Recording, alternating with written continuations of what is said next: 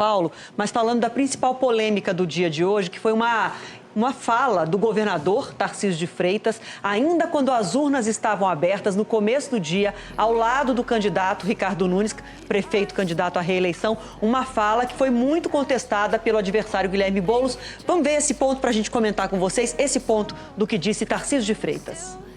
Teve o salve, houve interceptação de conversas, né, e de orientações que eram emanadas de presídios por parte de uma facção criminosa, orientando determinadas pessoas em determinadas áreas a votar em determinados candidatos. Houve essa ação de inteligência, houve essa interceptação, agora isso não vai ter influência nenhuma na eleição. Qual era o candidato que eles orientavam a votar em São Paulo?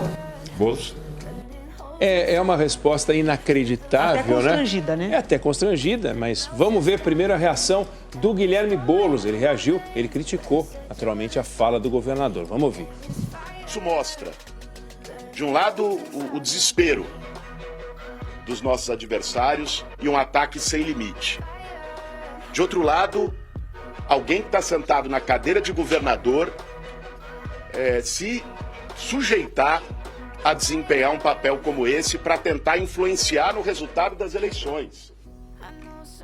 Isso é crime eleitoral e por isso nós acabamos de entrar no TRE com uma ação de investigação eleitoral, é a ação mais grave que se pode entrar na Justiça Eleitoral, por abuso de poder político contra o governador Tarcísio de Freitas e o meu adversário, que é o beneficiário, e também pela divulgação de informação falsa.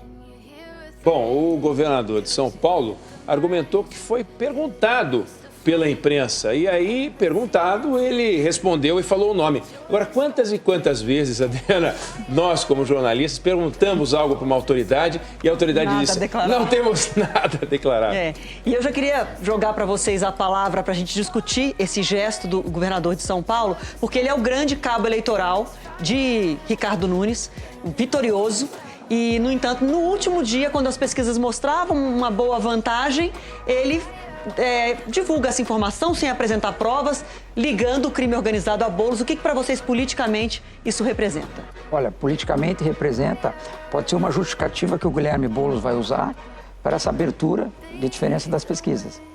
Na verdade, ficou claro, em relação às pesquisas de sexta e sábado, o Ricardo Nunes teve um crescimento de 5%, 6%, certo? Praticamente no dia.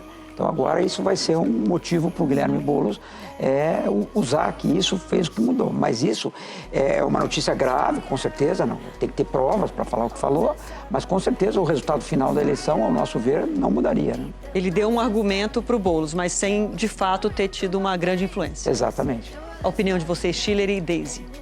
Olha, é uma fala lamentável vinda de uma autoridade como essa, né? Em primeiro lugar, sem provas, provavelmente vai ter uma consequência jurídica e política em relação a isso.